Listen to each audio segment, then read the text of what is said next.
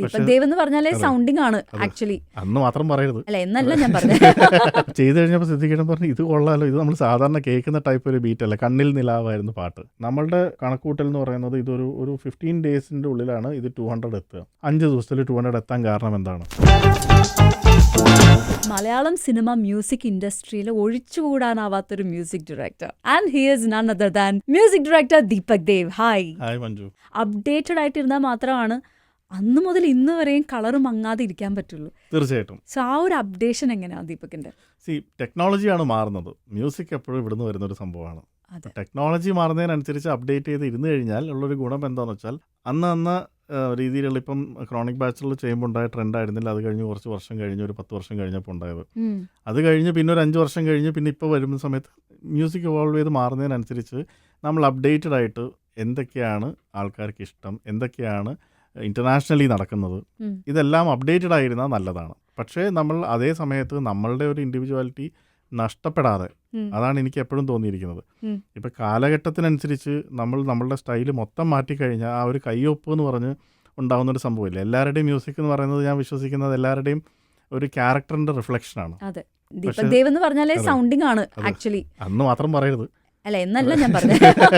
അല്ല ദീപക് ദേവ് എന്ന് പറഞ്ഞാലേ സൗണ്ടിങ് എന്നല്ല. പക്ഷെ ദീപക് ദേവിനെ ഫസ്റ്റ് ഇപ്പൊ ക്രോണിക് ബാച്ചിലർ വരുമ്പോഴും നേരത്തെ പറഞ്ഞ ക്രിറ്റിസിസം ഒത്തിരി ഏറ്റുവാങ്ങിച്ചിട്ടുണ്ടെങ്കിലും ആ സൗണ്ടിങ് ആയിരുന്നു ദീപക് ദേവിനെ ദീപക് ദേവായിട്ട് മാറ്റി നിർത്തിയത്. അതൊരു രസകരമായൊരു സംഭവം നടന്നപ്പം വെള്ളത്തിൽ വീണിട്ട് നീന്താൻ പഠിക്കാന്ന് പറയില്ലേ, അങ്ങനെ പഠിച്ചു പോയതാണ്. അന്നത്തെ കാലത്തൊക്കെ എന്ന് പറഞ്ഞാൽ സ്റ്റുഡിയോയിൽ പൂജ റെക്കോർഡിംഗ് തന്ന് രാവിലെ മ്യൂസീഷ്യൻസ് ഒക്കെ വന്ന് എല്ലാവരും ഒരുമിച്ചിരുന്ന് സിംഗർ വന്ന് പാട്ട് പഠിപ്പിച്ചു കൊടുത്ത് അവിടെ വെച്ച് പ്രോഗ്രാം ചെയ്ത് ഫസ്റ്റ് സോങ് എല്ലാവരും ഒരുമിച്ചിരുന്ന് പടത്തിൻ്റെ ക്രൂ ഇരുന്ന് ആ ഒരു പാടിക്കഴിഞ്ഞാൽ എല്ലാവരും കൈയടിക്കുക. ഇതൊക്കെയായിരുന്നു അന്നത്തെ ഒരു രീതി. വിളക്ക് വെച്ച് കഴിഞ്ഞിട്ട് എൻ്റെ റെക്കോർഡിങ്ങിന് ഡ്രം പ്രോഗ്രാം ചെയ്യാന്ന് പറഞ്ഞ ആ മ്യൂസീഷ്യൻ എൻ്റെ ഒരു ഫ്രണ്ടായിരുന്നു. അപ്പോൾ അദ്ദേഹം എൻ്റെ അടുത്ത് അന്നത്തെ ദിവസം രാവിലെ വരാമെന്ന് പറയുന്നതും അന്നത്തെ ദിവസം രാവിലെ ഞാൻ റെക്കോർഡിംഗ് ടൈം അടുക്കുന്ന സമയത്ത് സാധാരണ 9 മണിക്ക് എല്ലാവരും സ്റ്റുഡിയോയിലെത്തും. 9:10 ആൾ വരാതെ വന്നപ്പം ഞാൻ ചോദിച്ചു എവിടെയാണ്, എന്താ വരാത്തത്? അപ്പോൾ പുള്ളി എൻ്റെ അടുത്ത് പറഞ്ഞു ഞാനിങ്ങനെ ഒരു മ്യൂസിക് ഡയറക്ടറിൻ്റെ കൂടെയാണ്, നിൻ്റെ ഈ മ്യൂസിക് ഡയറക്ടർ പ്രോജക്റ്റ് പുള്ളിക്ക് അത്ര ഇഷ്ടപ്പെട്ടിട്ടില്ല, അതുകൊണ്ട് ഞാൻ അവിടെ വന്നു കഴിഞ്ഞാൽ ഇവിടുത്തെ ജോലി പോകുന്നൊരു ടെൻഷനുണ്ട്, അതുകൊണ്ട് എന്നെ ഒന്ന് ഒഴിവാക്കി തരണം എന്ന് പറഞ്ഞു. അതെന്നെ വല്ലാതെ വിഷമിപ്പിച്ചു. അപ്പം ഞാൻ വേറെ എന്ത് ചെയ്യാൻ, ഡ്രം പ്രോഗ്രാം ചെയ്യാതിരിക്കാൻ പറ്റില്ലല്ലോ. ഞാനങ്ങ് പ്രോഗ്രാം ചെയ്ത് കഴിഞ്ഞപ്പം അത് ഈ ചെയ്ത് ശീലമില്ലാത്ത ഒരാളെ ചെയ്യുമ്പോൾ ഉണ്ടാകുന്നൊരു വ്യത്യാസം, ആ വ്യത്യാസം എല്ലാവർക്കും ഒരു വ്യത്യാസമായിട്ട് തോന്നി. സിദ്ദിഖേട്ടൻ പറഞ്ഞു ഈ പ്രശ്നം, ഞാൻ സിദ്ദിഖേട്ടൻ്റെ അടുത്ത് പറഞ്ഞു ഇങ്ങനെ പുള്ളി ഇങ്ങനെ പണി തന്നു.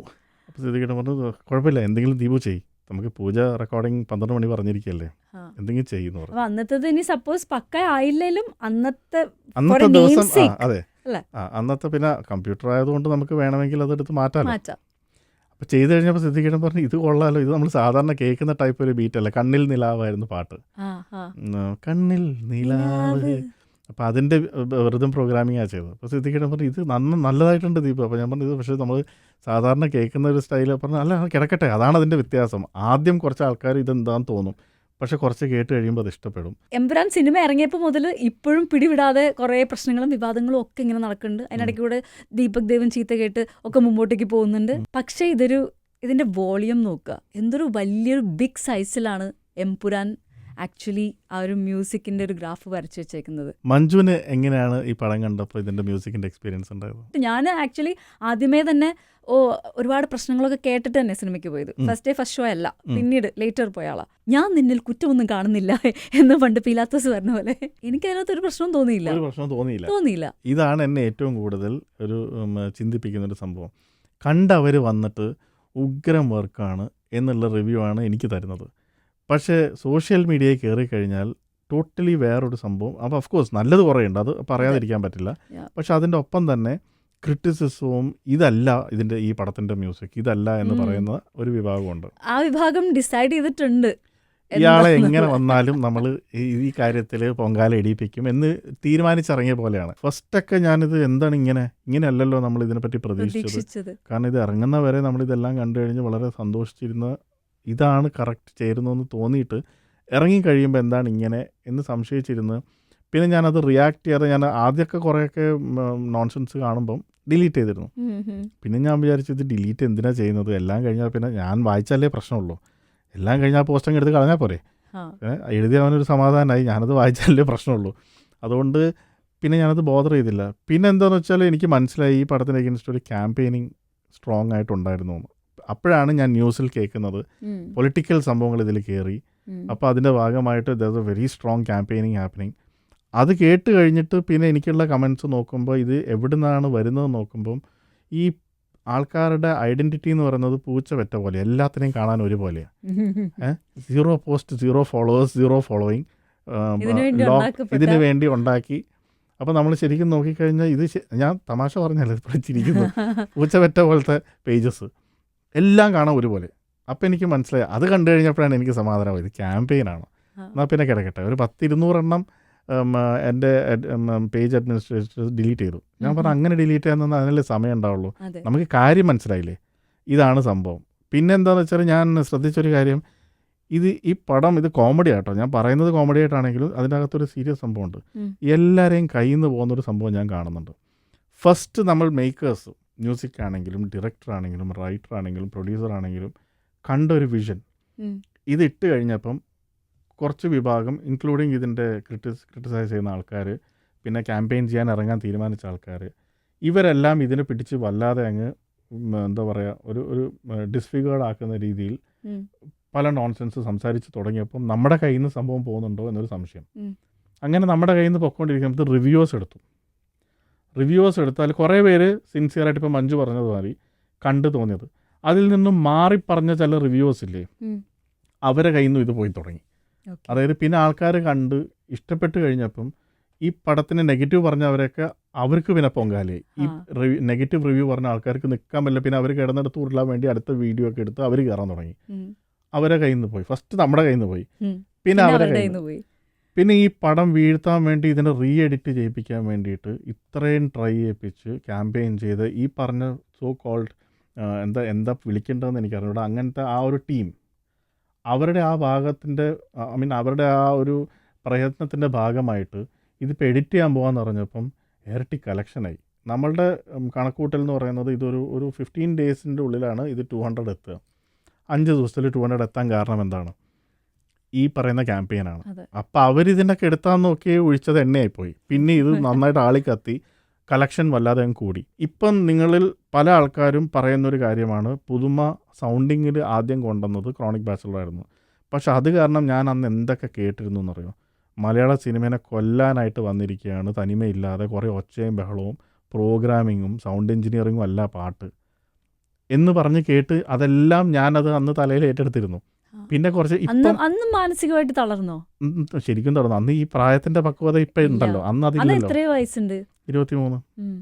23 വയസ്സിൽ ഇത് എന്താണ്, ഇവൻ പണി പഠിച്ചിട്ടല്ലേ വരേണ്ടത്, ഈ വെറുതെ അങ്ങ് പാട്ടുണ്ടാക്കുന്ന കാരണം എളുപ്പമാണോ എന്ന് കാരണവന്മാരും ഇവിടുത്തെ പല മ്യൂസീഷ്യൻസ് ഗാനമേളയിൽ വായിക്കുമ്പം ഗാനമേള എന്താ പറയുക കംഫർട്ടബിൾ ആയിട്ടുള്ള പാട്ടുകളല്ല, പ്രോഗ്രാമിംഗ് എന്ന് പറയുമ്പം ലൈവായിട്ട് വായിക്കാൻ പറ്റുന്നില്ല എന്നൊക്കെ, അതൊക്കെയായിരുന്നു അന്നത്തെ ഇഷ്യൂസ്.